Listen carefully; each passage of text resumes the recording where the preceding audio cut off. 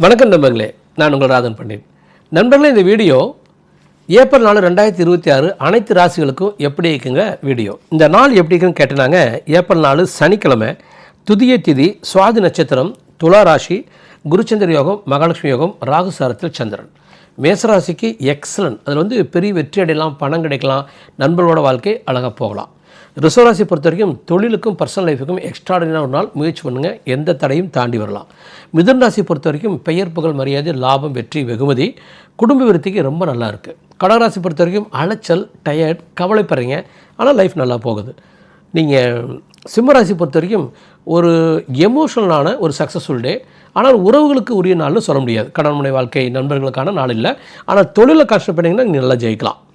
இதே கன்னிராசி extraordinary successful டே. நீங்கள் போட்டி ஓடலாம், ஜெயிக்கலாம், பணம் சம்பாதிக்கலாம், வெற்றி அடையலாம், குடும்ப வாழ்க்கை மிக அருமையாக இருக்குது. துளாராசி பொறுத்த வரைக்கும் அலைச்சல், டயர்ட், ஆனால் ஒரு வெற்றிகரமான தொழில் அல்லது பர்சனல் லைஃப். விருச்சிகராசி பொறுத்த வரைக்கும் சுப செலவு, சுப அலைச்சல் அல்லது டயர்டாக இருக்கலாம், கவலைப்படலாம், வருத்தப்படாதீங்க, கடந்து போங்க. தனுராசி பொறுத்த வரைக்கும் லாபஸ்தானத்தில் ராகுசாரத்தில் சந்திரன், எக்ஸ்ட்ராடினரி லாபம், வெற்றி, தைரியமான முடிவுகள், பெருத்த வாழ்க்கை கிடைக்கிது. மகராசி பொறுத்த வரைக்கும் செல்வம், செல்வாக்கு, அந்தஸ்து, மரியாதையோட, பணத்தோட ஒரு தொழில் வாழ்க்கைன்னு சொல்லலாம். தொழிலுக்கும் பர்சனலுக்கும் ஓரளவுக்கு பரவாயில்ல.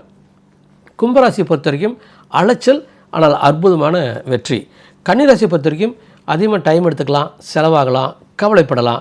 ஆனால் குருச்சந்திர யோகம், மகாலட்சுமி யோகம் இருக்கிறனால கவலைப்படாமல் இருக்க பழகினீங்கன்னா இன்றைய நாள் நல்ல நாளாக இருக்கலாம். இப்போது தத்துவத்துக்கு வருவோம். நண்பர்களே, அர்ப்பணிப்புன்னு ஒரு வார்த்தை இருக்குது.